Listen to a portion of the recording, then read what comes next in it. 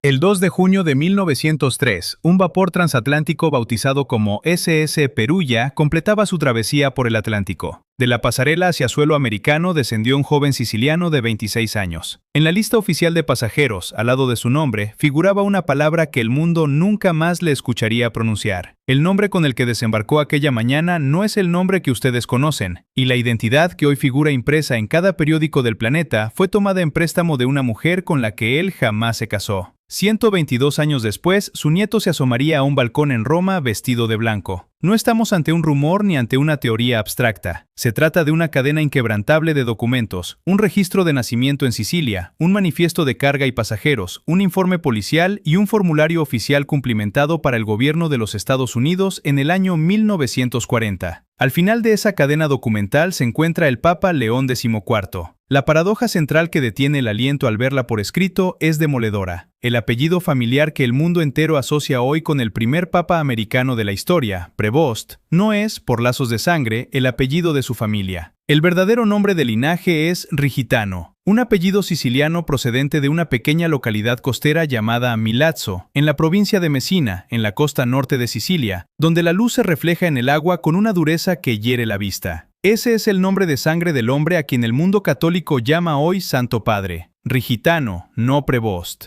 La palabra Prevost, grabada hoy para siempre en los libros de historia, procedía de un lugar completamente distinto. Venía de Francia, de una familia en la que el abuelo del pontífice nunca nació y a la cual jamás se unió legalmente. La historia se remonta a sus verdaderos orígenes en Sicilia. Milazzo se asienta sobre una delgada franja de tierra que se adentra hacia el norte en el mar Tirreno. A mediados del siglo XIX, dos personas de esa localidad contrajeron matrimonio, Santi Rigitano y María Aliotto. Se casaron en 1853 y fijaron su hogar en una calle llamada Vía Ottaviana. Santi Rigitano no era un noble ni un propietario de tierras. Los registros describen su oficio con una palabra italiana, usiere, un ujier municipal. El hombre en la puerta de la oficina del pueblo, el hombre que lleva los papeles, el hombre que anuncia que el funcionario puede recibirle. En ese hogar, el 24 de junio de 1876, nació un hijo al que bautizaron con un nombre de resonancia solemne, Salvatore Giovanni Gaetano Rigitano. Salvatore, que significa Salvador. Él es el abuelo del Papa León XIV. La realidad insoportable de esta narración es que ese mismo hombre pasaría la mayor parte de su vida adulta asegurándose de que nadie volviera a pronunciar su nombre. A principios de siglo, el sur de Italia se vaciaba en una de las mayores migraciones humanas de la era moderna.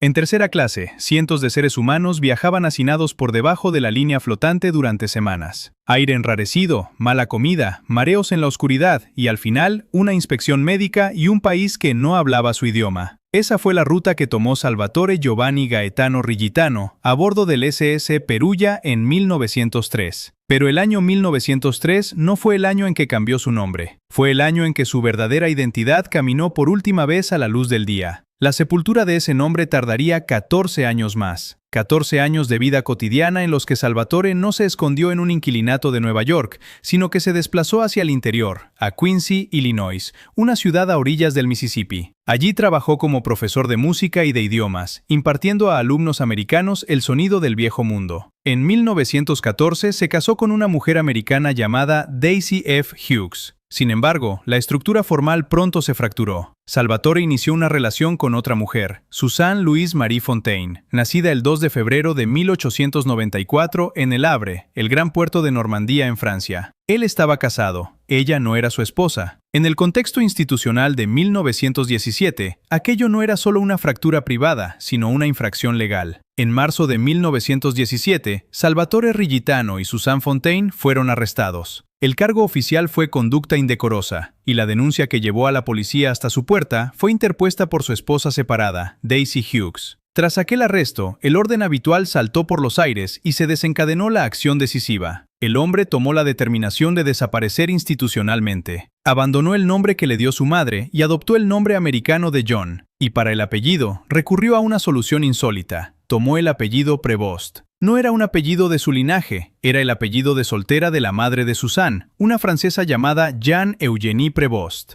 La identidad con la que el mundo conocería al primer papa americano provenía de la madre de la mujer a la que su abuelo amaba, pero con la que no podía casarse. Salvatore Rigitano quedó enterrado en los Hechos, y John Prevost emergió para asumir una nueva fachada. De esa unión nacieron 2 hijos fuera del matrimonio a los que se les dio ese apellido prestado. El segundo de ellos, Luis Marius Prevost, nacido en 1920, se convertiría con el tiempo en el padre del Papa León XIV. La fachada borró el rastro original durante décadas. Sin embargo, en 1940, el gobierno de los Estados Unidos promulgó la obligación de registrar a todos los residentes extranjeros mediante el formulario oficial A235-8911. Tras 23 años viviendo bajo una identidad asumida y con 2 hijos criados bajo el apellido Prevost, aquel hombre de 63 años se sentó con una pluma frente al documento oficial. Toda su trayectoria de ocultamiento lo empujaba a firmar como John Prevost y cerrar el expediente. No lo hizo. De su propio puño y letra, en un acto que desafiaba 2 décadas de silencio administrativo, escribió: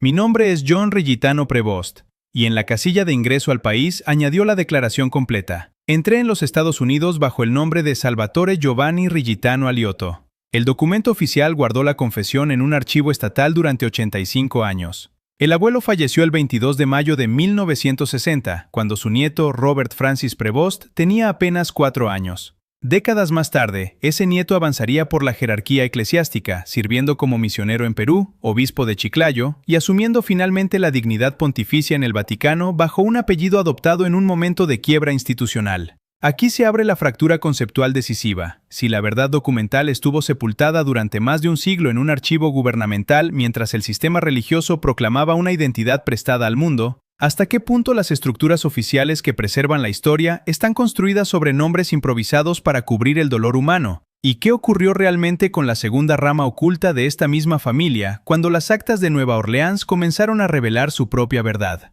La fractura que comenzó en una oficina policial de Illinois en 1917 no solo alteró la identidad de un hombre, sino que tendió un velo sobre toda una genealogía. Para comprender la magnitud de esta discrepancia entre los registros oficiales y la realidad biológica, es necesario examinar la segunda gran línea de fractura que la fuente documental saca a la luz: la rama materna del propio pontífice. Mientras en el medio oeste americano el apellido Rigitano quedaba sumergido bajo la identidad de John Prevost, en el sur profundo de los Estados Unidos se desarrollaba en paralelo otra historia de silencio institucional. El historiador Jerry Honora, al rastrear los archivos de la colección histórica de Nueva Orleans, se topó con un rastro de papel que el sistema oficial había dejado de mencionar. Los abuelos maternos del Papa eran Joseph Martínez y Louise Baquier. Se casaron en el año 1887 en la ciudad de Nueva Orleans. Las hojas del Censo Federal del año 1900 corresponden a la finca situada en el número 1933 de la calle North Prior, en el 7º distrito.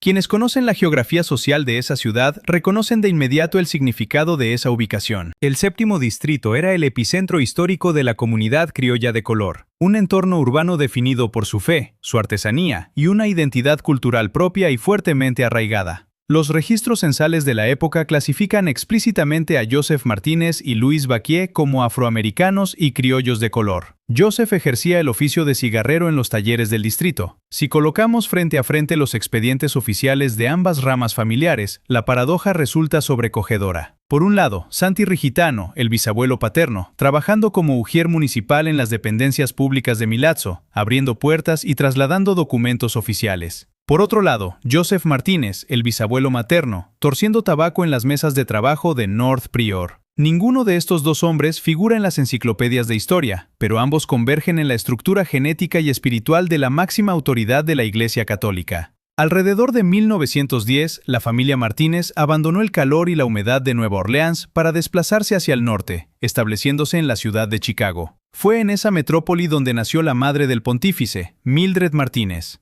A medida que las generaciones avanzaban y la familia se integraba en la vida urbana del Medio Oeste, el origen criollo de Nueva Orleans dejó de formar parte del relato cotidiano transmitido en el hogar. La fuente histórica demuestra cómo las estructuras administrativas y las presiones sociales de la época empujaban a las familias a dejar caer los marcadores de su pasado, hasta que un análisis historiográfico contemporáneo tuvo que rescatar esos datos de las casillas de un censo olvidado. De la convergencia de estas dos ramas, la siciliana que escondió su apellido tras un arresto y la criolla que silenció sus raíces al emigrar al norte, nació el 14 de septiembre de 1955, en la localidad de Dalton, Illinois, el pequeño Robert Francis Prevost. El niño recibió en la cuna un apellido que no pertenecía a la sangre de su padre, Louis Marius Prevost, ni a la de su abuelo. Creció en un hogar de clase trabajadora sin sospechar que la etiqueta legal que definía su existencia era el resultado de una maniobra de supervivencia efectuada en 1917 por un profesor de música acorralado por la ley. La tensión entre la fachada institucional y la realidad interna alcanzó su punto culminante en la vejez del abuelo. En 1940, mientras el gobierno estadounidense recopilaba el registro de extranjeros ante la inminencia de la Segunda Guerra Mundial, el anciano de Milazzo se encontró a solas con el formulario estatal A2358911.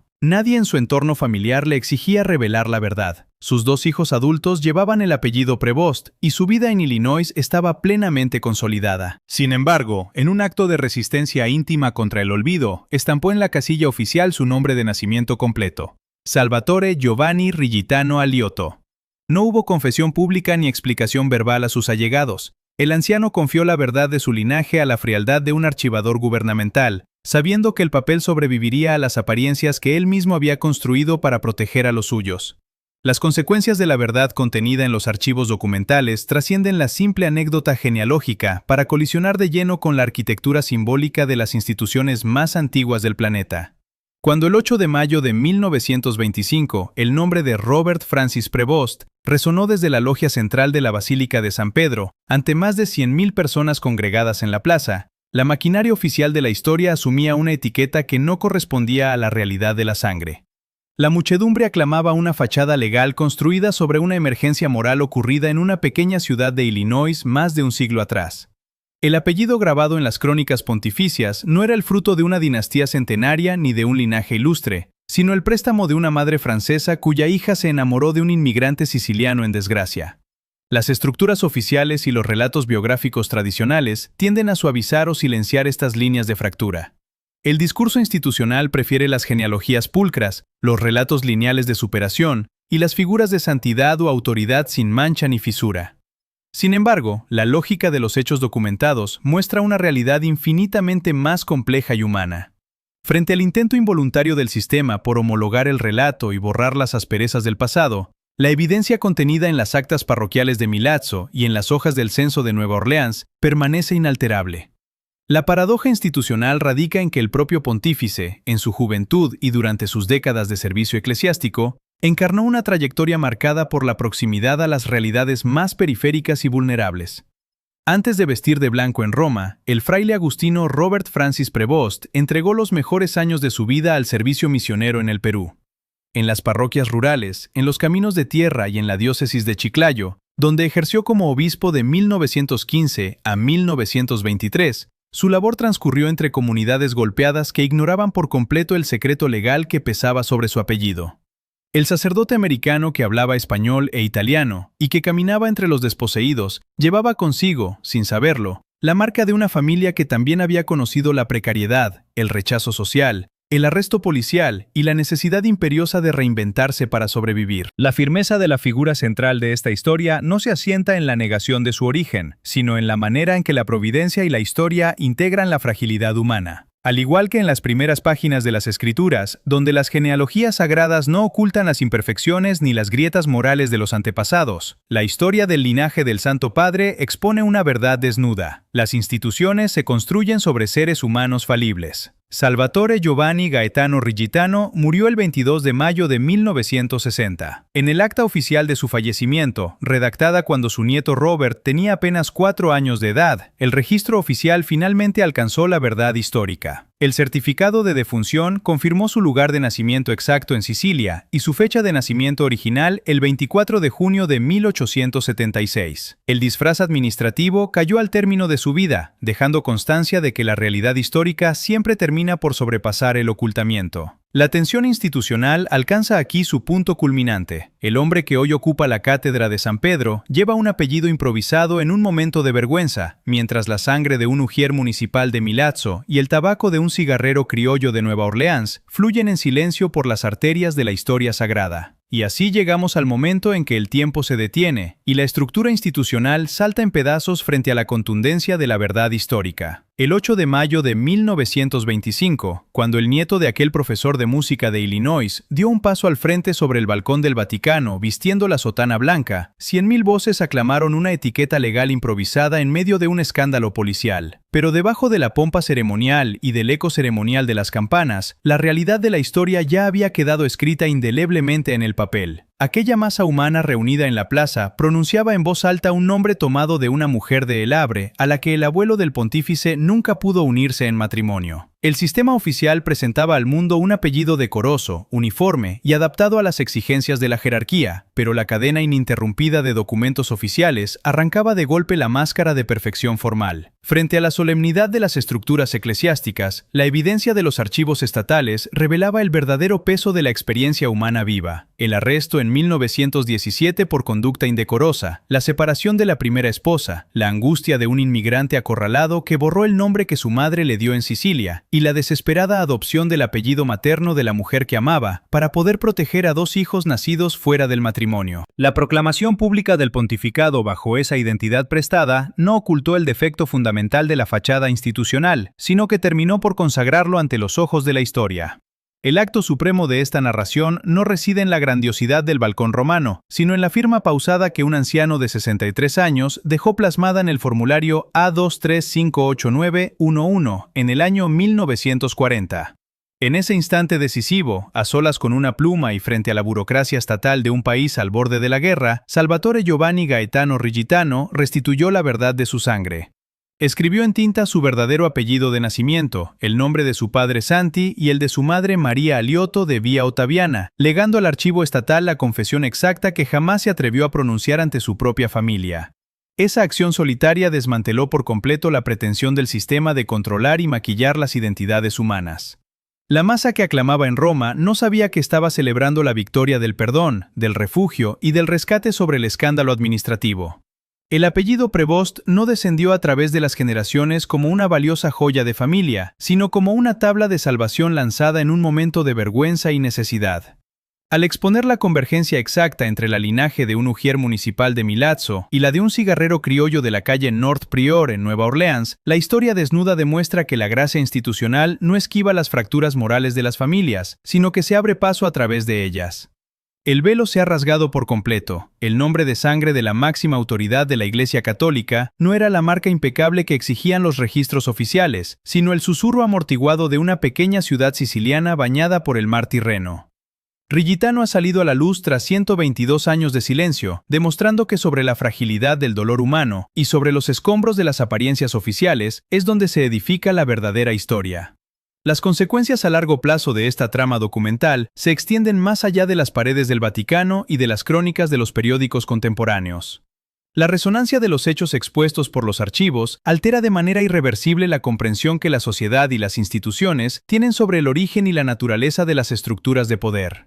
Lo que comenzó como un simple rastro de papel perdido entre los folios censales y las listas de embarque, se transforma en la constatación de una verdad profunda. Las grandes figuras que marcan la historia humana no brotan de genealogías pulcras ni de trayectorias ajenas al dolor cotidiano.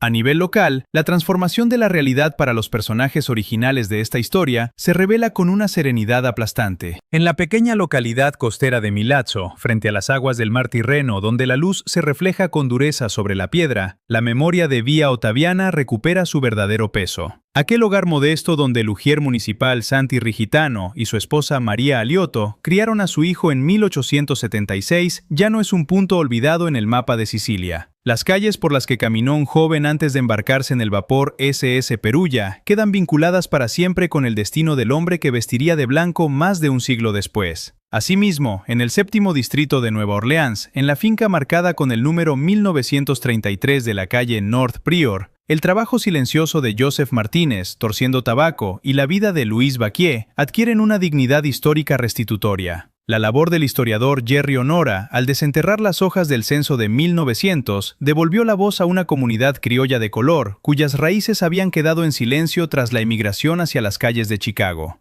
El rastro práctico de estos descubrimientos demuestra que la vulnerabilidad de 3 seres humanos atrapados en la tormenta legal y social de Illinois en 1917 no destruyó su legado. Daisy Hughes, Suzanne Fontaine y Salvatore Rigitano no fueron personajes de un drama lejano, sino personas reales cuyo sufrimiento abrió un camino imprevisto a través de los años. El apellido prestado que John Prevost entregó a sus 2 hijos en medio de la adversidad viajó desde los barrios trabajadores de Dalton hasta los caminos de polvo de las misiones en el Perú, para asentarse finalmente en la sede pontificia. La conclusión existencial e institucional que se deriva de la lógica ineludible de la fuente es clara y serena. La verdad documental siempre aguarda el tiempo necesario para prevalecer. Las instituciones oficiales pueden registrar nombres asumidos, encubrir fracturas y redactar historias uniformes, pero la realidad de la sangre y del espíritu permanece intacta en los archivos de la memoria humana.